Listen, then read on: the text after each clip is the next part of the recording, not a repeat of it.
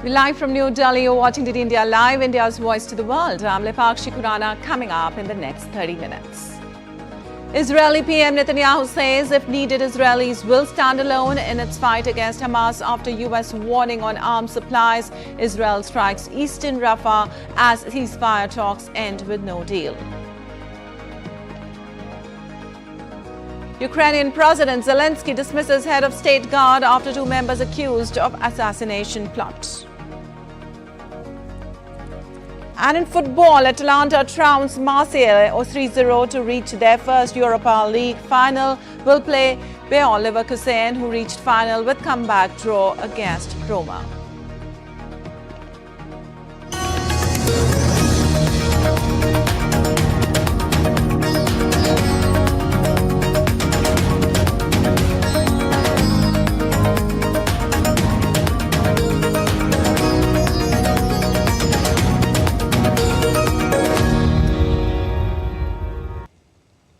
Well, update on Israel-Hamas conflict first. Rejecting international pressure to halt military operation in Gaza, Israeli Prime Minister Benjamin Netanyahu declared that if needed, Israel will stand alone in its fight against Hamas. We are determined and we are united in order to defeat our enemies and those who want to destroy us. If we need to stand alone, we will stand alone. I have said that if necessary, we will fight with our fingernails. But we have much more than fingernails, and with that same strength of spirit, with God's help, together we will win. Well, Netanyahu spoke after US President Joe Biden said the United States would not provide offensive weapons for Israel's military operation on the southern Gaza city of Rafah. The US has already paused a shipment of bombs to Israel. And the United States said it believes a major military operation in Rafah would weaken Israel's position in hostage talks with Palestinian militants Hamas. U.S. State Department spokesperson Matthew Miller in a daily briefing said Washington continues to engage with Israel on amendments to a ceasefire proposal submitted by Hamas. We actually think that a Rafah operation would weaken Israel's position both in these talks and writ large. We've talked about this before, that a major military operation in Rafah would further weaken Israel's standing in the world, would further create distance from its partners in the region who actually share Israel's goal of seeing Hamas defeated and want to see Hamas replaced with a different governance structure in Gaza. Well, Israeli troops to control and close the Rafah crossing with Egypt at the start of their operation. A senior Israeli official late on Thursday said that the latest round of indirect negotiations in Cairo to halt hostilities in Gaza has ended and Israel would proceed with its operation in Rafah and other parts of the Gaza as planned. He added that Israel has submitted to mediators its reservations about a Hamas proposal for a hostage release deal. Also, delegations from Hamas, Israel, the US, Egypt and Qatar had been meeting in Cairo since Tuesday. The talks in Egypt's capital made some headway, but no deal was reached. Hamas blames Israel for the lack of agreement, while Israel has said it is open to a truce but has rejected demands for an end to the conflict.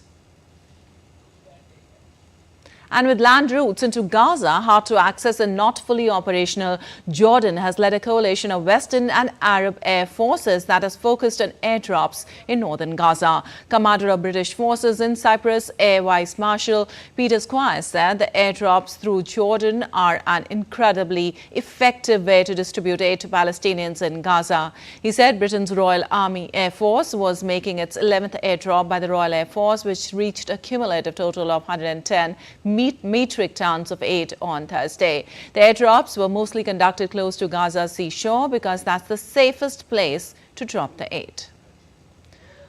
Also, Britain was helping efforts to speed up the operation of the Cyprus-inspired maritime corridor, where a pier that will be placed off the Gaza coast could be operational very soon. And Ukrainian President Volodymyr Zelensky sacked the head of the state guards on Thursday after two members were accused of plotting to assassinate the president. The State Security Service, or the SBU, said that this week it had caught two men colonels in the State Guard service accused of plotting the assassination of Zelensky and other top officials. The security service also claimed that the men were recruited by Russia's Federal Security Service, or the FSB, who leaked classified information to Moscow, though Russia has not commented on this yet. According to SBU, the men were tasked with finding someone close to the presidential guard who would take Zelensky hostage and later kill him. There was no indication at what point the alleged plot had been foiled. And former U.S. President Donald Trump has accused the New York judge overseeing his hush money trial of corruption.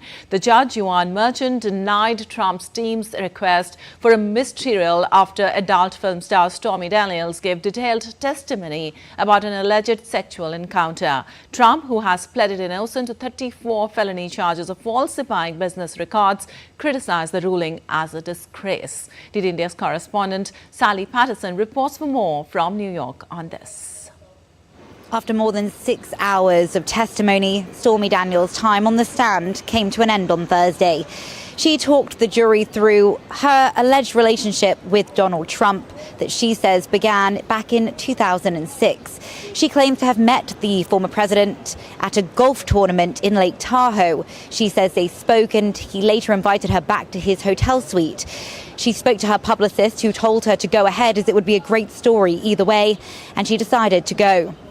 Turning up at his suite, Daniels says that Donald Trump was wearing just his pajamas made of silk or satin. She says they discussed her career, they discussed the porn industry more widely, and they even discussed going into business together. Afterwards, she said she went into the bathroom, and when she came out, she claims Donald Trump was lying on his bed wearing just his underwear, and she says a sexual encounter then took place. Trump has repeatedly denied any sexual relations between the pair. I'm innocent, and I'm being held in this court with a corrupt judge who's totally conflicted. On the stand, the Trump's team tried to use that as an opportunity to really undermine Daniels' story. They claim that she only really spoke out about it in order to try and get money out of the story and also to boost her own position and status. But Daniels says, actually, if anything, speaking out about what she says is the truth cost her, didn't benefit her at all. She said she was forced to move home several times. She said she had to buy security in order to protect herself and her family, and she said she was threatened on social media. This all comes amid a case which is looking at an alleged payment made to Daniels in the lead up to the 2016 presidential election. The prosecution claims that that money, which was paid by Michael Cohen, who at one point was Trump's lawyer and fixer, was then paid back by Donald Trump to Cohen. They say that that money was then filed as a legal expense, which they say was actually incorrect and actually illegal. Donald Trump has pleaded not guilty to 34 criminal counts of falsifying business records. He could face jail time if found guilty on the case. He's, of course, running to be president of the United States once again and is frustrated to be spending time inside the courtroom and not out on the campaign trail. Sally Patterson in New York, reporting for DD India. While election campaigning in U.S. heats up, President Joe Biden took off from Joint Base Andrews on Thursday for a campaign stop in San Francisco in California. On Friday, the president will attend 2 Biden campaign receptions in the Bay Area. He will then travel to Seattle to participate in campaign receptions on 11th of May. President Joe Biden and former President Donald Trump will face each other in the U.S. presidential election on November 5th in what looks set to be a divisive, closely fought contest. And the family of an African-American U.S. Air Force airman who was fatally shot by deputies who burst into his apartment in the Florida Panhandle said that they want to correct a false narrative put forth by authorities about the encounter that led to his death. The shooting occurred in the afternoon of 3rd May when a deputy with the Okaloosa County Sheriff's Office went to the apartment complex, entered the unit and opened fire. 6 shots hit Roger Fotson, 23, a senior Air Force airman who was at home in his apartment.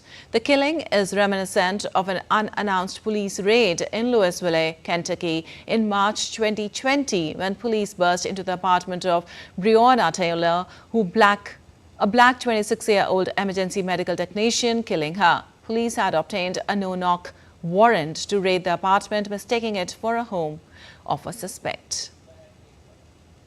And US President Joe Biden's administration is poised to unveil a sweeping decision on China tariffs as soon as next week. As per Reuters quoting Bloomberg's report, the decision is the culmination of a review of so-called Section 301 tariffs first imposed under Donald Trump. The administration is set to impose new targeted tariffs on some key sectors, including electric vehicles, batteries and solar equipment.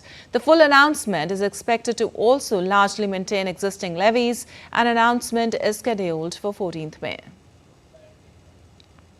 And to improve salaries for defence personnel and upgrade equipment and infrastructure, New Zealand government approved $344.6 million to Defence Force. The funds are partly provided in savings made by the Defence Force and the Ministry of Defence, and most of it will be allocated over the next 4 years. New Zealand spends around 1% of GDP on its Defence Force, and it has suffered a number of challenges, including high turnover, in part due to low pay, which has forced the Navy to idle 3 ships.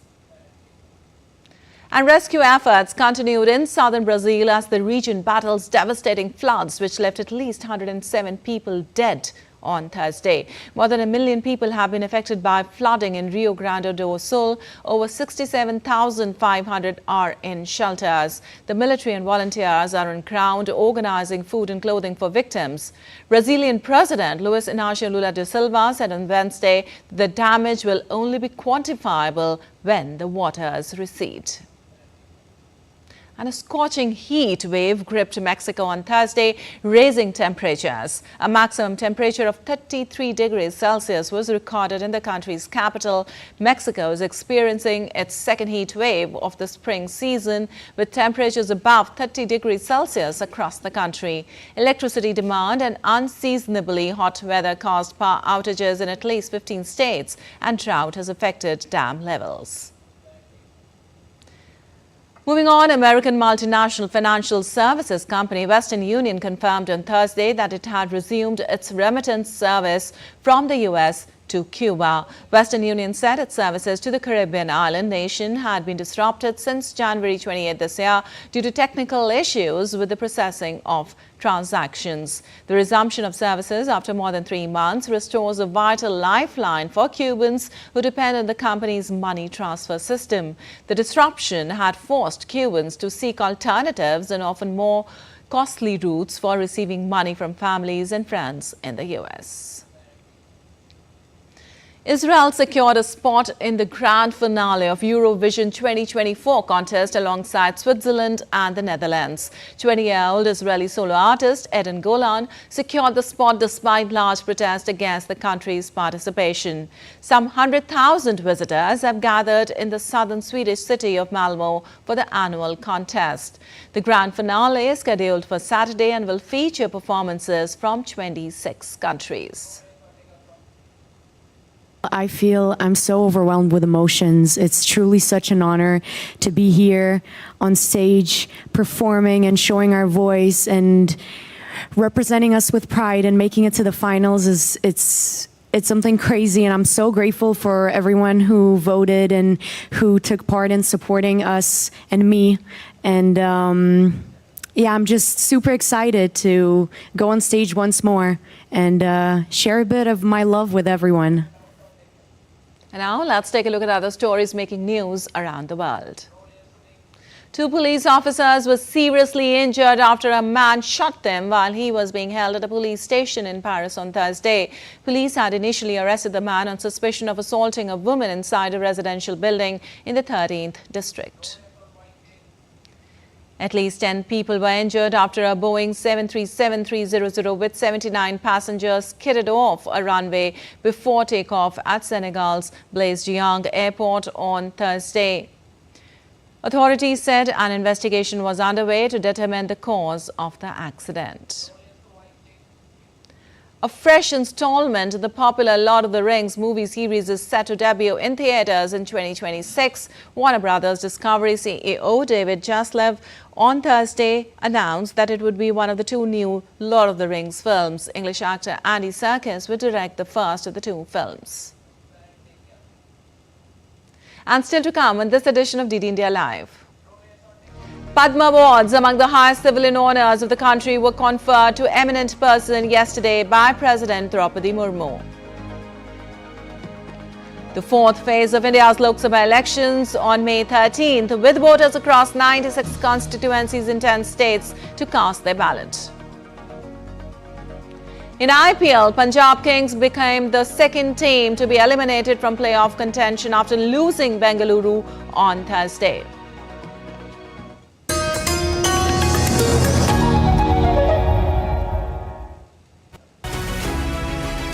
Phase 4 of the world's largest democratic elections across 96 seats in 10 states and union territories.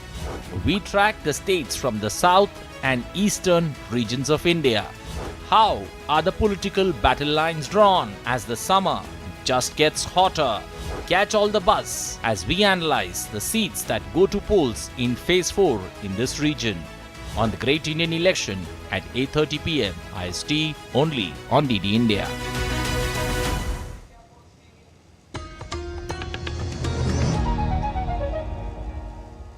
Welcome back. You're watching DD India Live. I'm Leverkusen Quran, and moving on, India's President Draupadi Murmu conferred the Padma Awards during a civil investiture ceremony in New Delhi on Thursday. Veteran actors Vijayantimala Bali and Chiranjeevi were conferred with the Padma Vibhushan in the field of art. Media veteran Thomas N. Kama received the Padma Bhushan in the field of literature and education, journalism. The president also conferred the Padma Bhushan on Satyabrata Mukherjee posthumously in the field of public affairs.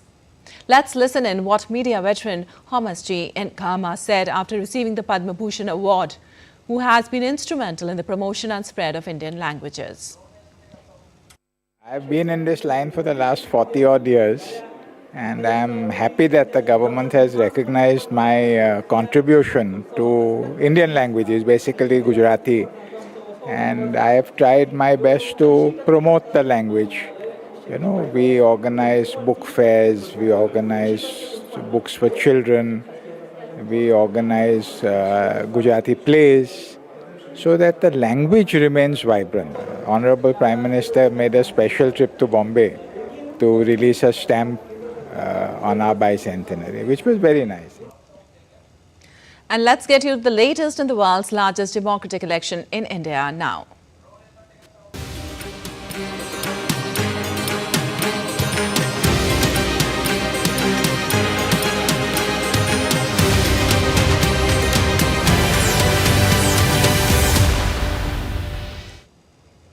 Well, the fourth phase of India's Lok Sabha elections is set to be held on 13th of May with voters across 96 constituencies in 10 states to cast their ballot. This phase will witness voters in all 25 seats in Andhra Pradesh and 17 constituencies in Telangana, along with other states participating in the electoral process. The build-up to this phase has been intense, with political rallies and campaigns in full swing.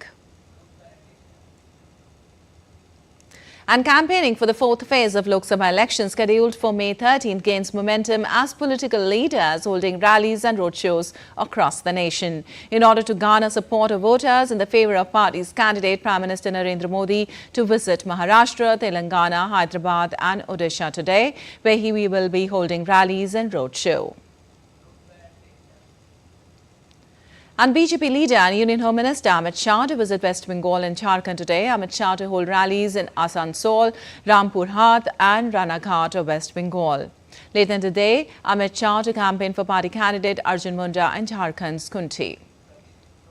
Senior BJP leader and Union Defence Minister Rajnath Singh to hold public meetings in Dumka and Goda of Jharkhand. He will also hold rally in Puri, the holy city of Odisha.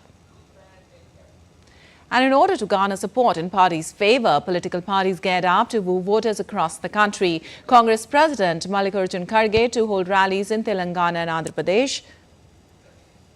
Bahujan Samaj Party Supremo Mayawati to hold public meetings in Akbarpur parliamentary constituency of Uttar Pradesh. Samajwadi Party Chief Akhilesh Yadav to hold rallies in Uttar Pradesh's Kannauj and Kanpur. Well, Hyderabad, the capital of the Indian state of Telangana, is a melting pot of cultures and cuisines. The traditional and the modern coexist to give a city a unique identity. The city is witnessing a keen contest as Telangana prepares to vote in the fourth phase of election on 13th of May. Shubhendu Ghosh reports for more.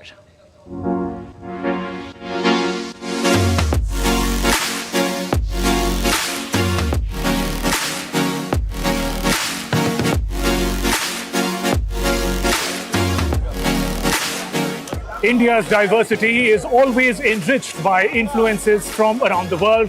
I'm having Irani chai at Charminar. They say it was brought to India by Persian immigrants. It is best enjoyed with these beautifully baked Osmania biscuits. Well, it is time for elections in Telangana. Welcome to Hyderabad.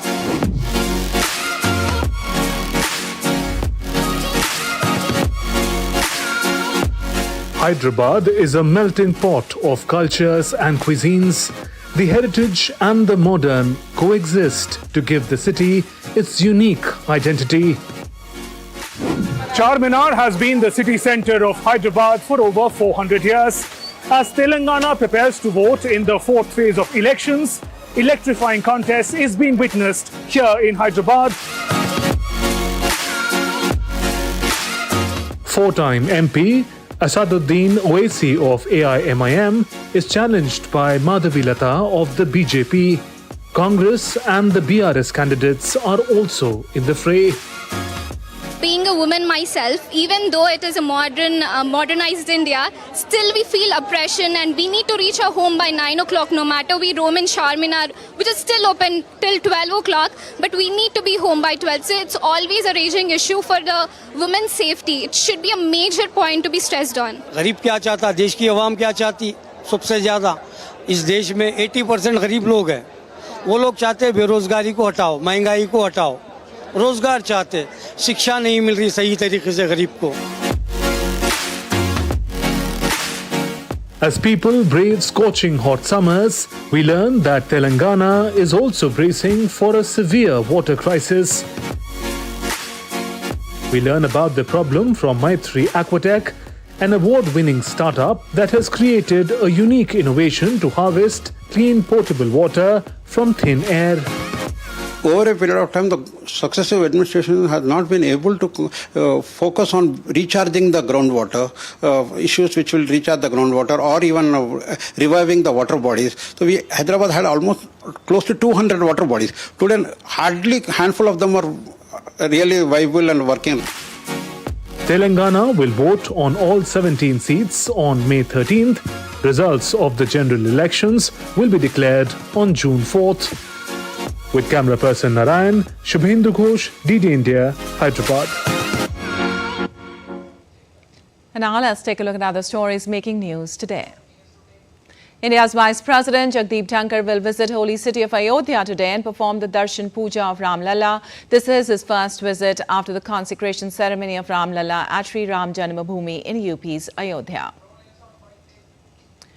Char Dham Yatra commences with the opening of doors of Kedarnath Dham today with worship and Vedic chanting. The famous temples situated in the Garhwal Himalayas are closed with the onset of winter every year as they remain snowbound during the period and are reopened with the start of summer.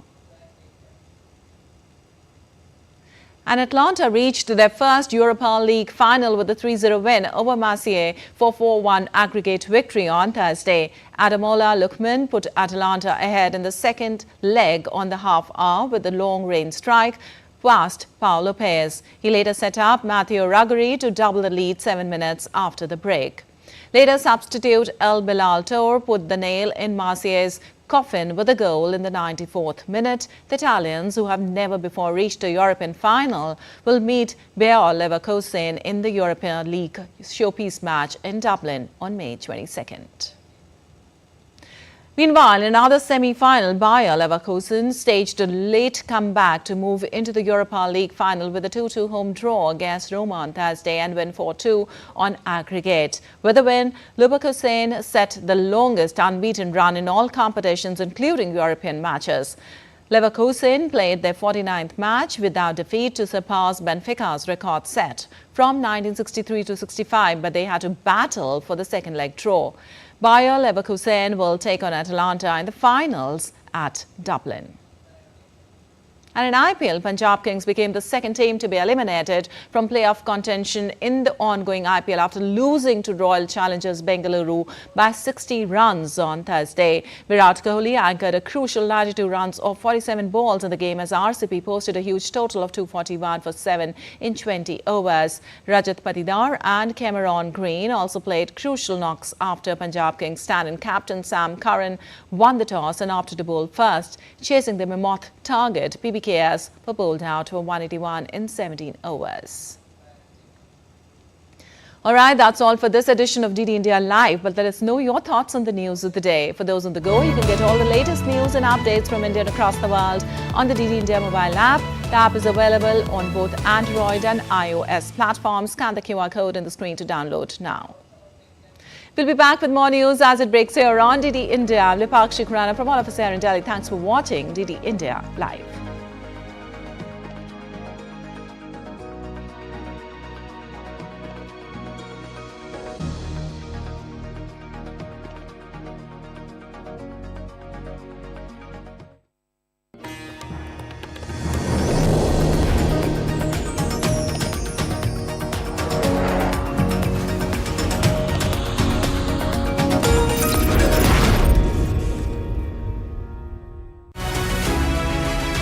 Phase 4 of the world